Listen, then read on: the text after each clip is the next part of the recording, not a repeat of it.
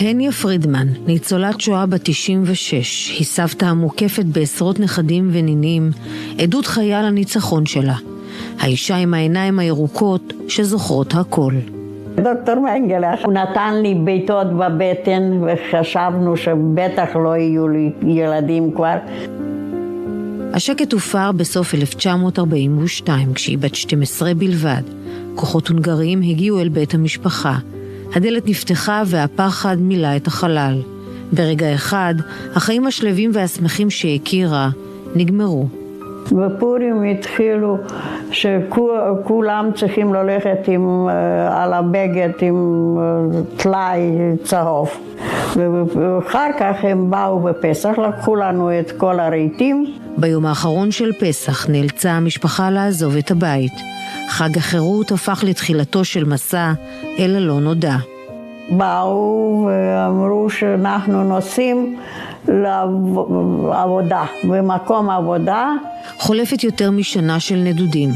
הנאצים כבשו את צ'כוסלובקיה, הניה, רק בת 13.5, נדחסה עם רבים בצפיפות בלתי נתפסת, בקרונות שמיועדים למסע בהמות, ברעב שלא מרפא, בלי מים, בלי אוויר, עם פחד שמלווה כל רגע.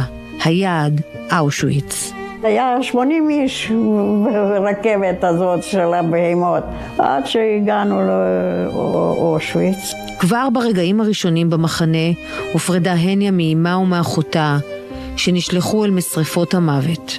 וכשהגענו אז הם בחרו, מפה אחד ימין, אחד שמאל, אז את אמא זרקו לשם עם אחותי, ואחר כך אמרו לנו שבאותו יום הם הלכו לשריפה. באותו יום פגשה בסלקציה את דוקטור מנגלה, האיש שקבע מי יחיה ומי ימות. אני התחלתי לבכות, אז הוא אמר לי ביידיש, ואל תבכי, גם את תלכי לשם. את חג השבועות ההוא היא לא תשכח לעולם.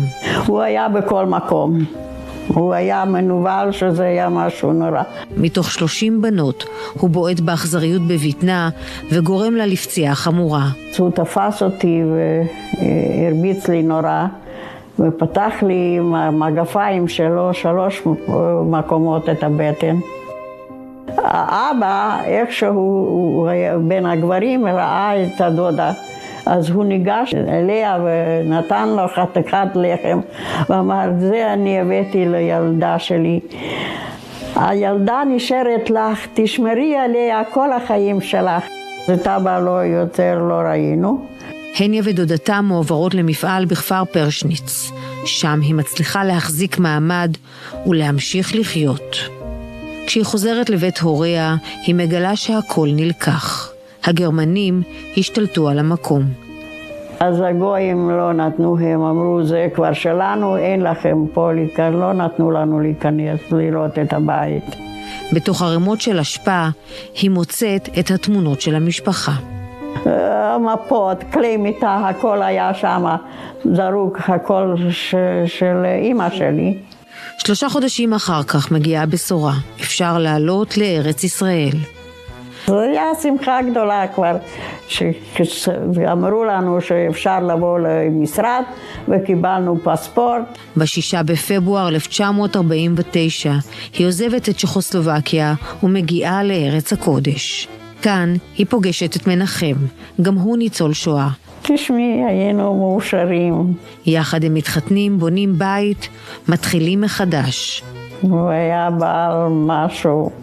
אלה מחליטה לבחור בחיים. היא הופכת לאמא, מגדלת ילדים, נכדים ונינים. היא מקימה משפחה, עולם שלם מתוך החורבן. נולדו לי ילדים ובעזרת השם נכדים.